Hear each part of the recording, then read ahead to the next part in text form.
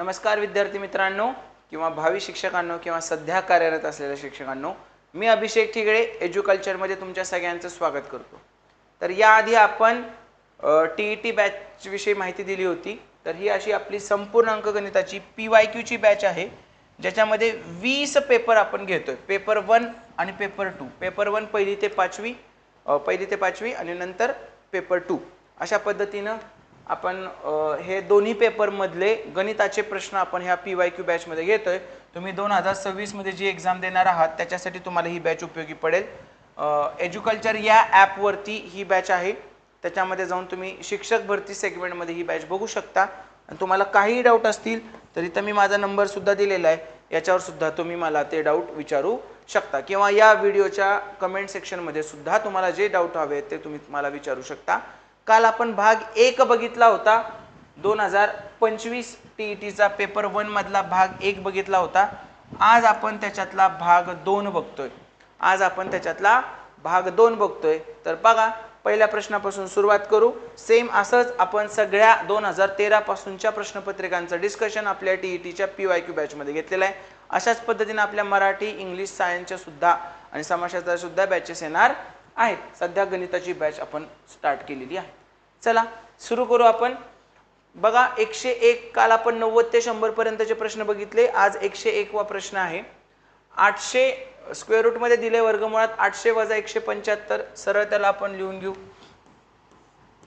800 वजा 175 किती असतंय? 625 गुणिले 0.58 अधिक 0.06 हे किती असतंय? 0.64 असतंय, बरोबर, गुणिले square root of 1024। Square root of 1024। आता छेदात काय आहे? Square root of 100 into square root of 256। जे जे निघतंय तेवढं काढू। 625 चं वर्गमूळ 25 गुणिले 0.64 चं वर्गमूळ 0.8 गुणिले 1024 चं वर्गमूळ। आता हे अंदाजे माहित पाहिजे तुम्हाला। 300 चं 900 असते तर हे 32च असणार आहे, कारण 2 चा वर्ग 4 असतो। एकक स्थान जरी बघितलं तर 1024 चं वर्गमूळ 32 डिवाइडेड बाय 100 चं वर्गमूळ 10 आणि 256 चं 16। पहा, जेवढं जमतंय तेवढं आपण करूया। 16 एके 16, 16 दुनी 32, परत 25 दुनी 50, 50 मधले एक शून्य ह्याला गेलं तर 5 40 आणि 40 भागिले 10 किती आलं रे? 4। म्हणजे याचं उत्तर काय येणार आहे? 4। Option number 1। फक्त तुम्हाला काय माहित पाहिजेत? वर्ग, वर्गमूळ माहित पाहिजेत, बाकी काही माहित असायची याच्यात गरज नाही। एकदम सोप्या पद्धतीने आपण हे सोडवू शकतो। आता हे डायरेक्ट कसं केलं? 25 दुनी 50, त्या 50 मधले एक शून्य आहे, ह्याचा पॉईंट घालवायला लागेल की नाही? ते 5 आणि हे 8, 5 40 आणि खालचं 10 होतच। 40 चे 10 किती येते? 4। ओके, एकदम साधा घातांक या टॉपिक वरचा हा प्रश्न आहे। नेक्स्ट, इक्वेशनचा समीकरणाचा प्रश्न आलाय। काय म्हटले? 5 ताटे व 10 वाट्यांची किंमत 1000 रुपये आहे। 5 ताटे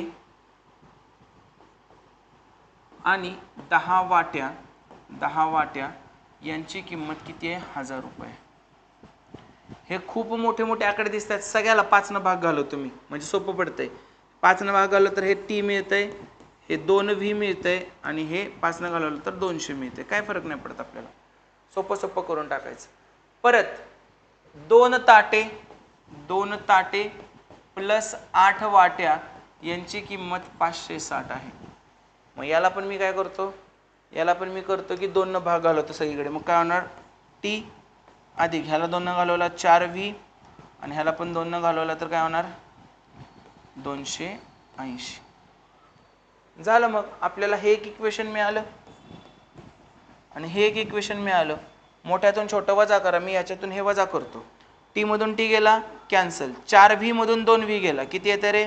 2V आणि 280 मधून 200 गेलं, किती येते? 80। मग V बरोबर किती झालं? 40। V बरोबर आलं 40। म्हणजे वाटीची किंमत किती आहे? 40। आपण ताटाला T पकडलं होतं, वाटीला V। ओके, वाटीची किंमत आली 40। ती कुठल्या पण एकात टाका, मी ती पहिल्यात टाकतो। वाटीची किंमत 40 पहिल्यात टाकतो। हे किती होणार? T अधिक 40 दुनी 80 बरोबर 200। मग T बरोबर किती होणार? 120। ताटाची किंमत किती झाली? 120। वाटीची किंमत झाली 40 आणि ताटाची झाली 120। तर त्यांनी काय म्हटलंय? तर एका ताटाच्या किमतीत किती वाटे येतील? एका ताटाची किंमत किती आहे 120, त्याच्यात 40 रुपयाचे किती वाटे येतील रे 40 त्रिक 120 ना, म्हणजे वाट्या किती येणार 120 भागिले 40 म्हणजेच किती रे 3 वाट्या येणार, 3 वाट्या येणार. काय करायचं होतं फक्त इक्वेशन तयार करायचे होते, समीकरण तयार करायची होती, बाकी तुम्हाला वेगळं काहीही करायचं नव्हतं. मग समीकरण सोडवायच्या खूप साऱ्या पद्धती आहेत, तुम्ही कोइफिशियंट सेम करून पण सोडवू शकता, पण त्यानं खूप मोठं मोठं बनतंय. मी ह्याला भाग जातो तर ह्याला आधी छोटे छोटे इक्वेशन बनवले, हे लाल कलरचे इक्वेशन छोटे छोटे करून ठेवले मी आणि मग सोडवायचा प्रयत्न केला. त्यांना आपल्याला अजून सोप्या पद्धतीनं उत्तरापर्यंत पोहोचता येतं. आणि आपल्या बॅचमध्ये आपण सगळं असंच सोप्या सोप्या पद्धतीचं घेतलेलं आहे, तुम्हाला फक्त हे नीट लक्ष देऊन करायची गरज आहे. चला पुढचं पहा, 103 चा प्रश्न आहे. 72 आणि 96 यांचे सामायिक विभाजक किती? सामायिक कॉमन अवयव किती आहे त्यांचे? आधी 72चे काढू आपण. 72चे काय काय येणार? 1, 72ला 1 न भाग जातो, 2 न जातो, 3 न जातो, 4 न जातो, 6 न जातो, 8 न जातो, 9 न जातो, 12 न, परत 18 चौक 72, 24 त्रिक 72, 36 दुनी 72 आणि 72 एक्के 72, हे 72चे अवयव झाले.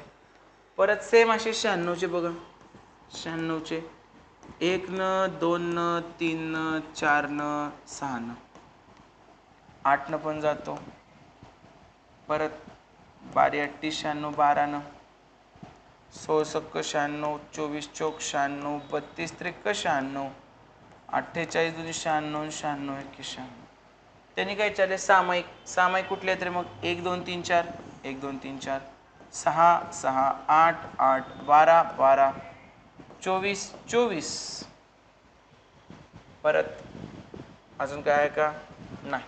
म्हणजे किती झाले हे? 4 5 6 7 8. सामायिक किती आहेत रे? 8. सामायिक किती आहेत? 8 अवयव सामायिक आहेत. कळलं? सगळ्यांना समजलं का व्यवस्थित? 8 सामायिक अवयव आहेत. नेक्स्ट, एक भिंत बांधण्यासाठी दररोज 8 मजूर लावल्यास 5 दिवस लागतात.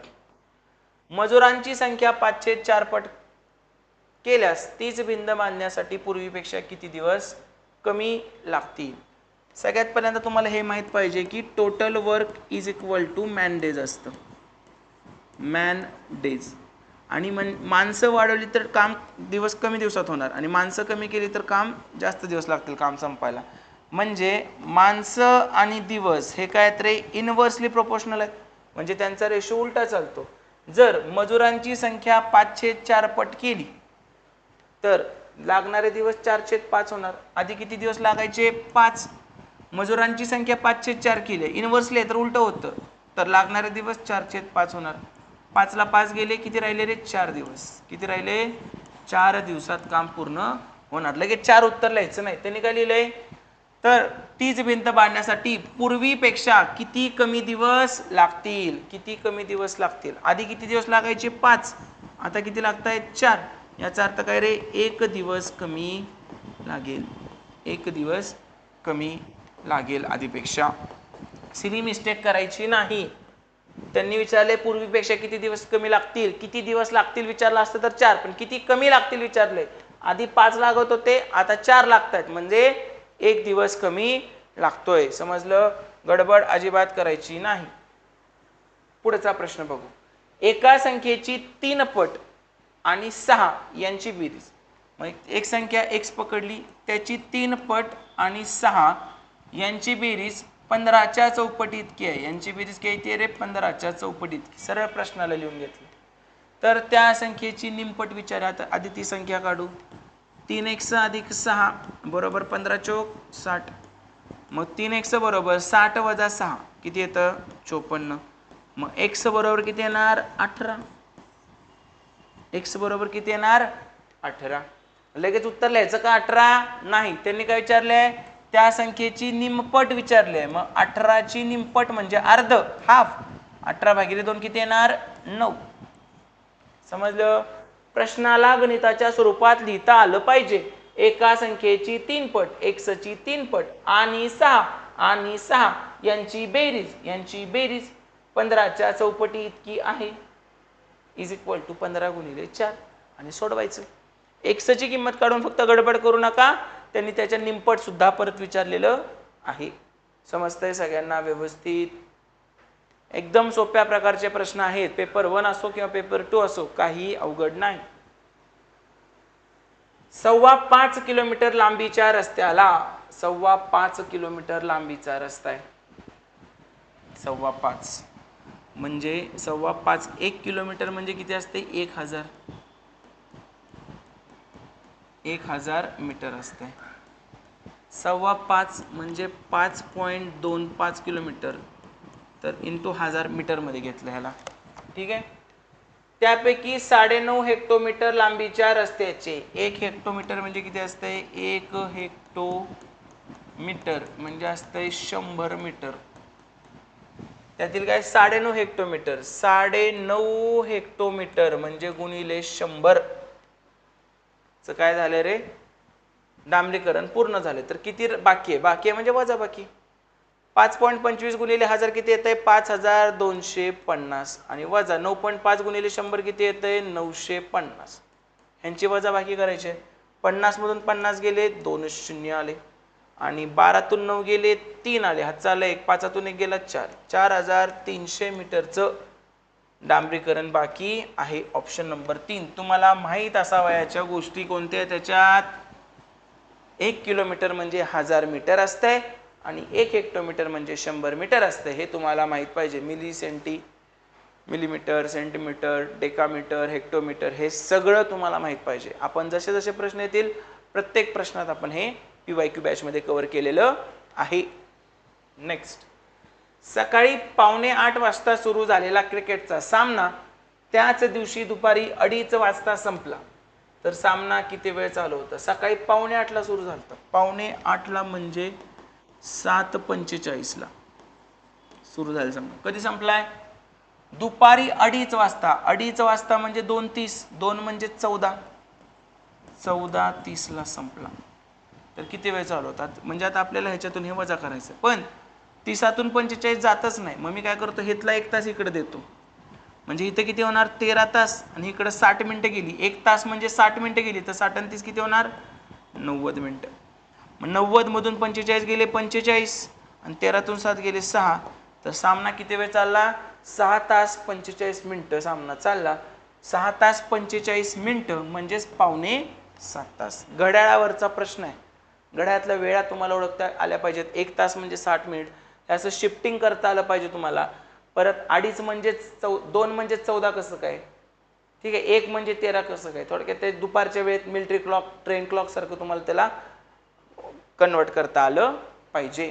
ठीक आहे. 2.5 म्हणजे 14:30, 2:30 ला 14:30, 12 ऍड करायचं असतं फक्त, एवढं लक्षात ठेवा. 2 मध्ये 12 ऍड केले की 14. 3 असेल तर 3 मध्ये 12 ऍड करा, 15 वाजले. ठीक आहे. चलो पुढचा. 36,060 मण्यांपासून प्रत्येकी 12 मण्यांची एक माळ, याप्रमाणे माळा तयार केल्या जास्तीत जास्त किती माळा तयार होतील? आता 36,060 आहे, 12 मण्यांची एक माळ आहे, तर 12 ने भागलं पाहिजे एकूण माळासाठी. बघा 12 1 12, 12 त्रिक 36, 0 12 0 0 6 उतरून घेतले, 12 0 0 60 आले, 12 पंचे 60. एकूण किती माळा बनतील रे? 3005 माळा बनतील. Option number 4. कळलंय सगळ्यांना व्यवस्थित? भागाकार करायचा होता फक्त. 36,060 ला 12 ने भागायचं होतं. ठीक आहे. 10 मणी आहेत, 2 मणीची एक माळ आहे, तर 10 भागिले 2 5 करतो की नाही?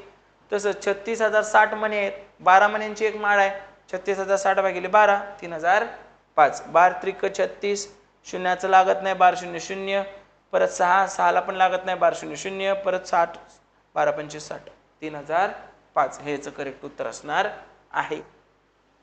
पुढे जाऊ आपण. एका पुस्तकाची 5/7 पाने वाचली तेव्हा 56 पाने वाचायची शिल्लक राहिली. मला सांगा 7 पैकी 5 पाने वाचली असतील तर राहिली किती? 2. पण ह्या 2 लाच ते किती म्हणतायत? 56 म्हणतात. 7 पैकी 5 वाचली म्हणजे 2 राहिली, आपल्या भाषेत 2 राहिली, तर ह्या 2 राहिलेल्यालाच ते काय म्हणतायत? 56. म्हणजे आपल्या 2 ला ते काय म्हणतायत? 56. तर त्या पुस्तकात एकूण पाने किती? एकूण पाने किती आहेत रे? 7. मग 2 ला 56 म्हणतायत, तर 7 ला किती? तिरकस गुणाकार. कसा करणार तिरकस गुणाकार?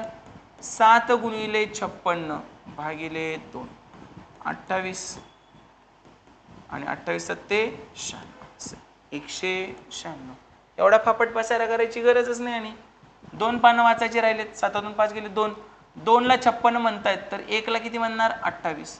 टोटल पानं 1 ला 28 आहे तर 7 ला किती? 28 सत्ते. पाडायचं जरी नसला तर एकक स्थान बघायचं. 60 8 56. एकक स्थानाला 6 पाहिजे. तसा एकच ऑप्शन आहे.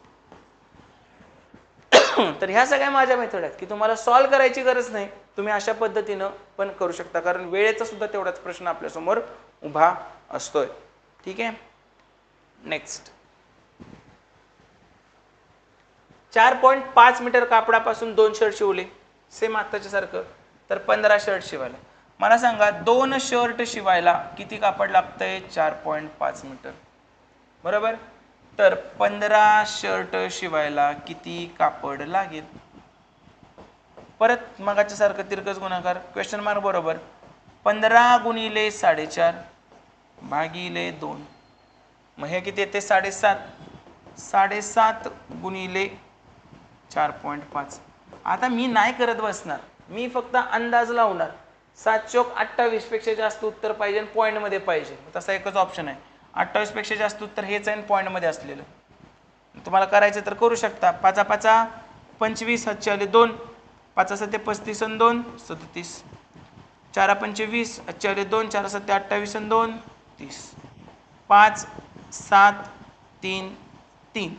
2 घरानंतर 2 घरानंतर 33.75. पण मी सॉल्व्ह केलं का? नाही. मी काय केलं? एवढंच चेक केलं. 7.5 गुणिले 4.5 येते. 7 चोक 28 पेक्षा मोठं उत्तर पाहिजे आणि पॉईंट मध्ये उत्तर पाहिजे. 28 पेक्षा मोठं असलेलं पॉईंट मधलं उत्तर जर असंच मोठं 33.75. कळालं? ठीक आहे. तर आज आपण काय बघितला? टीईटी 2025 चा भाग 2 बघितलेला आहे. ठीक आहे. तर अशाच पद्धतीनं 2013 पासूनच्या सगळ्या प्रश्नपत्रिकांचं जर तुम्हाला सोल्युशन बघायचं असेल तर एज्युकल्चर हे ॲप डाउनलोड करा. त्याच्यात तुम्हाला टीईटी एक्झाम 2026 शिक्षक भरती सेक्शनमध्ये ही बॅच दिसेल.